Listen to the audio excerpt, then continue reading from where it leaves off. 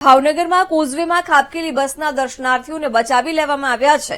કલાકોની જહેમત બાદ રેસ્ક્યુ ઓપરેશન પૂર્ણ થયું છે। દર્શનાર્થીઓનું જરૂરી તબીબી ચેકઅપ પણ કરવામાં આવ્યું છે। રેસ્ક્યુ કરવામાં આવેલા દર્શનાર્થીઓના આરામની વ્યવસ્થા પણ કરવામાં આવી। તમિલનાડુથી શ્રદ્ધાળુઓ કોળિયાક મહાદેવના દર્શને આવ્યા હતા। કોઝવે તરફ જતા લોકોએ યાત્રીઓને રોક્યા હતા। પાણીના પ્રવાહ અને વરસાદને કારણે બસ કોઝવેમાં ખાબકી હતી। રેસ્ક્યુ કરવા પહોંચેલો ટ્રક પણ પાણીમાં ફસાયો હતો।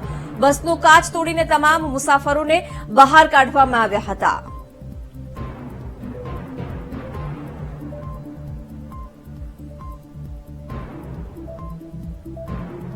કેલ્ક્યુલેટિવ રિસ્ક એ લેવાનું નક્કી કર્યું અને અમે એક જે સ્થાનિક ટ્રક છે એ ટ્રકને ત્યાં મોકલ્યો। આપણા કોર્પોરેશનના ફાયરની ટીમને અભિનંદન આપીશું। સામેથી 4 લોકોને ઉતાર્યા પણ ખરા। એનડીઆરએફની ટીમ પણ ખૂબ મહેનત કરી અને અંતે એ ટ્રકમાં સ્થાનિક લોકો, આપણું વહીવટી તંત્ર, પોલીસ અને ફાયરના લોકોએ ત્યાં એક નિસરણી લઈને પાછા અહીંયા એમને બધાને લાવ્યા અને ટ્રકમાં રિવર્સ ટ્રક એ આપણે અહીંયા પહોંચાડી છે। કે કેલ્ક્યુલેશન પણ રિસ્કી હતું, પણ અમે કહેલું કે એવું લાગે તો ટ્રક આગળ લઈ જાય ને પછી આગળથી કોઈ રસ્તો એ નીકળે। સવાર સુધી પાણી ઉતરે એની રાહ જોવાનું જોખમ હતું। સદનસીબે ઈશ્વરે આપણને મદદ કરી। વરસાદ પણ નહીં ગયો।